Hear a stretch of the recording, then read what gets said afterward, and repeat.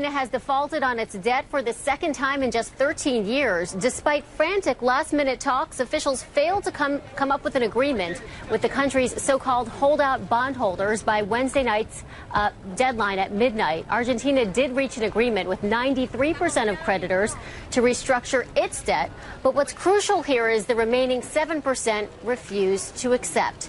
Economy Minister Axel Kicillof met the holdouts for the first time in New York this week, but said Wednesday that they rejected his offer.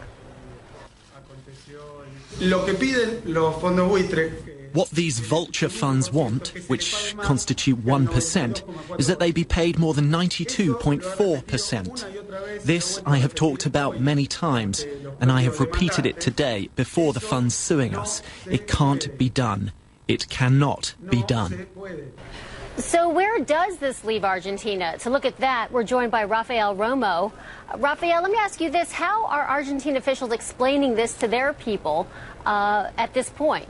Well, it plays very well what happened last night to the rhetoric that President Cristina Fernández de Kirchner has used in the last year or so when it comes to the debt, saying that these creditors, the 7% of holdouts, are really out to get Argentina and trying their best to take their money away from their people. But the reality is that Argentina today is facing three very real problems. Number one is that it's going to become very, very difficult for Argentina to borrow money on the international market. Number two, the Argentine peso faces a real threat of being devalued. As a matter of fact, it's been devalued 25% already. And then inflation expected to be at 40% this year may also go even further than that. So beyond the words of Minister Kicillof, he said tomorrow nothing will happen, the world will go on. The reality is Argentina is facing these very serious threats, Allison. Indications of any social unrest at this point? No, and that was one of the things that people were worried about, because a lot of us remember what happened in 2001 when we had the so-called cacerolazo, when people went out on the streets banging pots and pans and asking the government to return the money that the government had seized because they just didn't have enough foreign reserves to pay their obligations. We don't expect anything like that happening this time. If there are any effects, and the three possible effects that I mentioned before, this is going to happen over time, little by little, but still a very serious situation. Having said that, Allison, I have to say that there's still a possibility, even with Argentina in default, of still a negotiation by which one possibility, the local banks may help the government reach some sort of agreement with the creditors, but there's nothing on the table just yet. It's just a possibility at this moment. What about, let's sort of compare again this default to the default in 2001. Anything else different? Well, it is a very different country, Argentina is. Back in 2001, Argentina was essentially living on debt. They were very in a very tough position when it came to that. It's no longer the case. Argentina has diversified exports.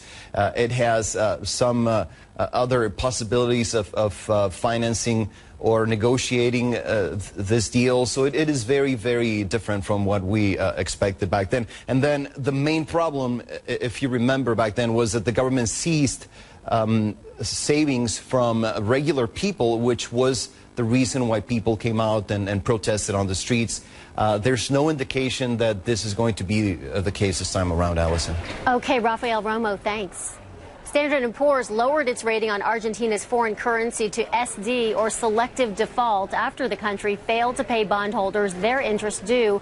That's likely to mean Argentina has to pay more to borrow money in the future, putting even more pressure on an already struggling economy. So it may need to devalue its currency, as you heard, to preserve foreign currency reserves.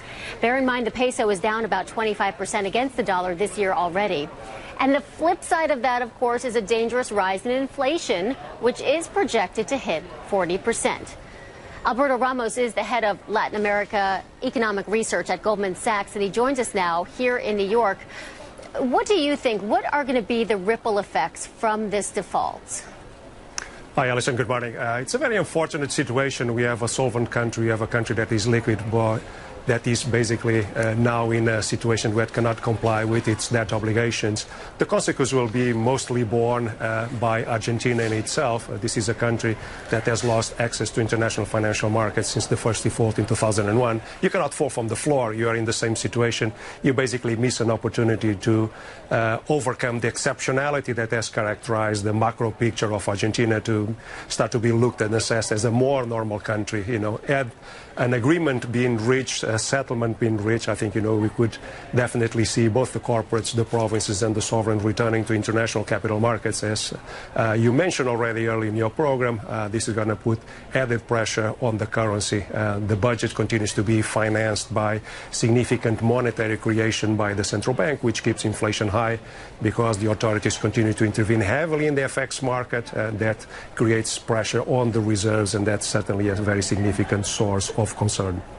But you're not seeing panic at this point. I mean, is this a situation where it's literally a hedge fund against a country, and it's less of an ability for Argentina to pay and more of an unwillingness for Argentina to pay? That's right. That's the right characterization. I repeat, the country is solvent. This is not a crushing financial burden. The claim at this stage is less than 2 percentage points of GDP, assuming that all the holdouts join and invoke the same terms as Elliott and others have secured through the U.S. judicial system. So definitely Argentina has the capacity to pay. That's not that question. The question is the legal constraints that the authorities feel that do not allow them at this stage to settle this issue. They are very fearful of the so-called RUFO clause that basically would require Argentina to extend the same terms that they would offer in a potential settlement today to everybody else that participated in the previous restructuring of that. But it's as you know, as defaults go, we know exactly when they started and how they start. We don't know exactly when we're going to get out of it and how we're going to get out of it. We basically add another layer of uncertainty, another layer of risk on a macro picture that in itself was already quite complex. What about a private sector solution, a group of maybe Argentine banks coming forward and giving a guarantee to the holdouts? That's a possibility. It has been entertained over the last 48 hours. A group of domestic banks, according to the local press, has approached the holdouts in order to try to buy the claim for them.